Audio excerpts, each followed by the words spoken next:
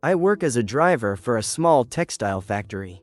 My job isn't very heavy, I mainly go back and forth carrying small materials. I'm not really a freight driver, so my work hours are during the day. One night, my boss called me around 8 p.m.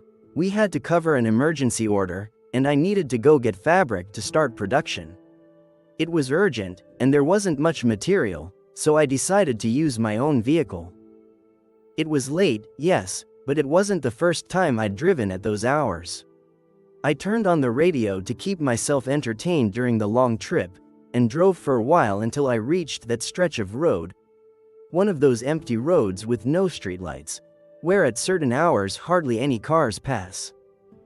I hadn't noticed before how long and huge that road was, an enormous straight stretch with absolutely nothing. I looked in the rearview mirror and didn't see any car for miles, at least, that's what it seemed. I looked again. Something looked like it was running toward me from a few hundred meters away. Something moving on 4 legs. I couldn't make it out clearly. All I could see was a brown blur moving at incredible speed toward my car. I told myself it was probably a deer. A stupid thought. There aren't deer in this area, but in that moment it was the most logical explanation I could force myself to believe. I looked again. Now, this thing was running right behind my car. I got scared, really scared, so I accelerated as hard as my engine would allow. To my surprise, that thing kept my pace. That's when I knew it wasn't an animal. It couldn't be something normal. Nothing could run at that speed. I pressed the accelerator all the way. This time I was going too fast.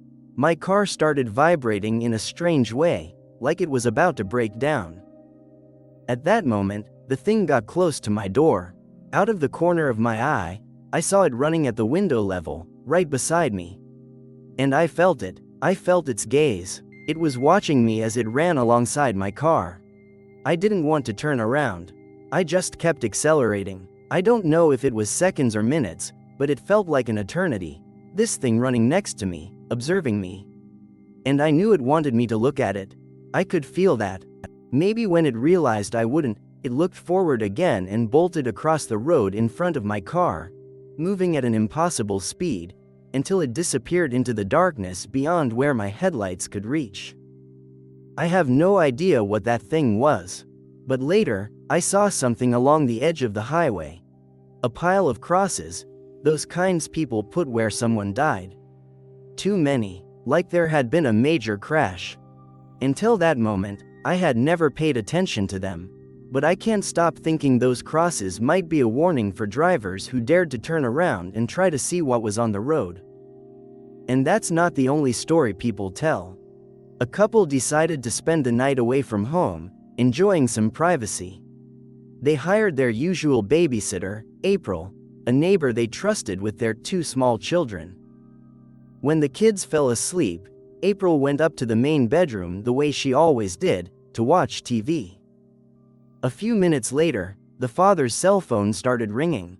Worried, he answered right away. "Hello? Yes, it's April, the babysitter.